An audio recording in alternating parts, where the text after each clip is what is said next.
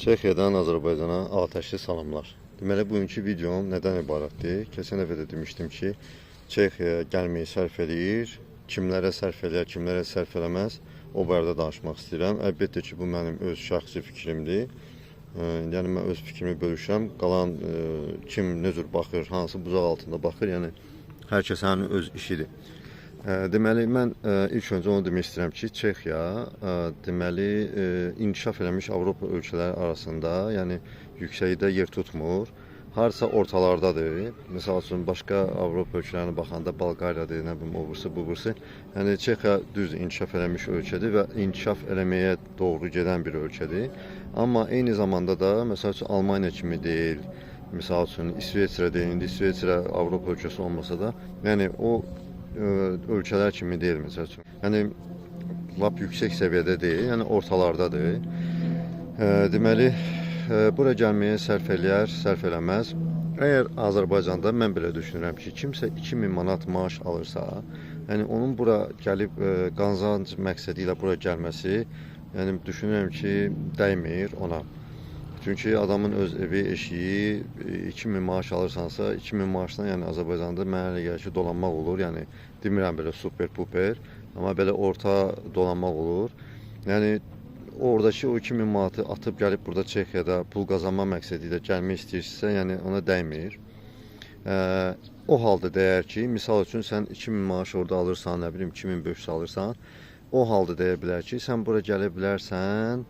Elə bil ki, sənin öz övladların, əgər uşaqların varsa, ailəlisənsə, uşaqların gələcəyi xatirinə bura gəlməyə dəyər. Yəni, çünki bura gələndə burada təhsil alır, təhsil alanda da burada yəni, çox yerlərdə yaşılışıqdır, yüksək vəzifələrə gedirsən, yəni demirəm, dövlət səviyyəsində. Dövlət səviyyəsində də əlbəttə ki, getmək olar.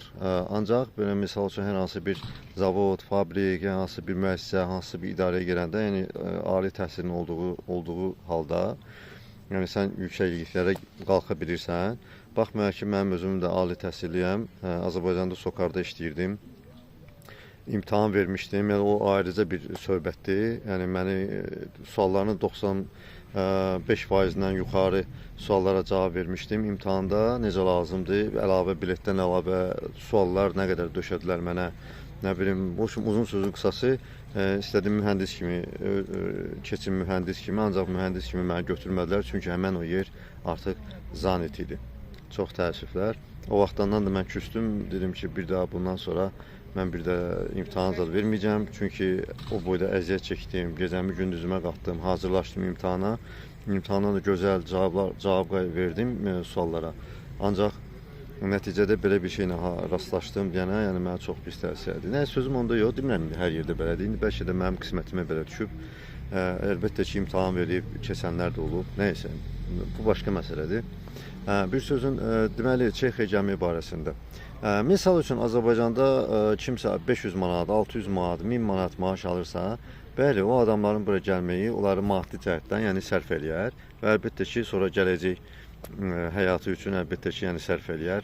Belə düşünürəm. Bu arada gəldiyim yeri göstərim, bu dükana gəlmişəm, mağazinə. Gəlmişəm bir iki dənə produkt almağa, yəni belə bir yerdir, qəşəng oturmuşam, sakitçilik, adama ləzzət eləyir. Buradakı kafedir. Kafedədir ki, bunlarda haçan baxsan, yaşlı adamlar oturub da, yəni cavan redki görərsən, düzdür olur, amma основno yaşlı adamlar əlləşirlər, istirahət edirlər.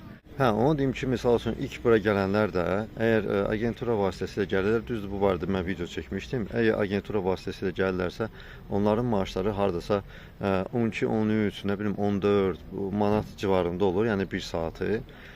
Onu da ki, misal üçün, baxır agenturaya da, evin pulunu ödəyir, ödəmir, sonra yemək içmək sənin özündən olur. İşdə, iş yerlərində yemək vermirlər, bəlkə də verən yerlər var, mən bilmirəm. Yemək verən yerlər var, amma çox münasib qiymətə yeməkləri verirlər. Yəni o da xərcdir, yəni özün ödəyirsən xərci. Yəni müəyyən qədər vaxt tələb eləyir adaptasiya olmağa görə. Adaptasiya olandan sonra sən artıq agenturadan 6 aydan sonra çıxıb gedib öz işini tapa bilərsən, özün işlədiyin yerə müraciət edə bilərsən.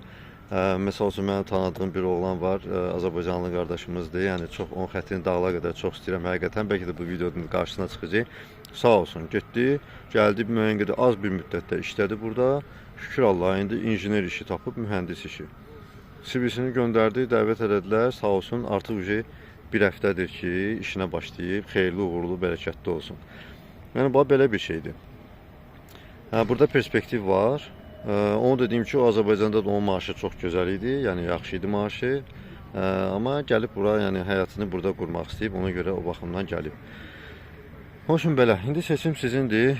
Kimə sərf edirsə qısa məlumat verdim. İstəmirəm video çox uzun olsun. Keçən video uzun oldu. Biraz 10-12 dəqiqəlik video idi səhv eləmirəmsə. Hardasa bir 6000-dən çox baxış oldu. 6200-dür hal-hazırda baxış ona. Orada yazırlar ki, videon çox uzun oldu. Nəysə, o baxımdan videonu istəmirəm uzun olsun. İstəmirəm heç kimin xətrinə deyim. Kimin artıq əlavə sualı varsa, kommentlərdə yazsın, bacardığım qədər cavab yazıram hamıya. Əsas bir də kanala abunə olmağı unutmayın. Hər bir abunəçi, yəni baxanda ki, kanala abunə olub, bir nəfər, 2 nəfər, yəni artır. Yəni o mənə böyük bir stimul verir. Sizdən gedən nədir? Kanala abunə olun və salam, qurtardı, getdi. Oldu, sağ olun, təşəkkür edirəm. Kimin o sualı varsa, yəni edirəm, kommentlərdə yazın, cavab yazacağım. Hələlik, sağ olun.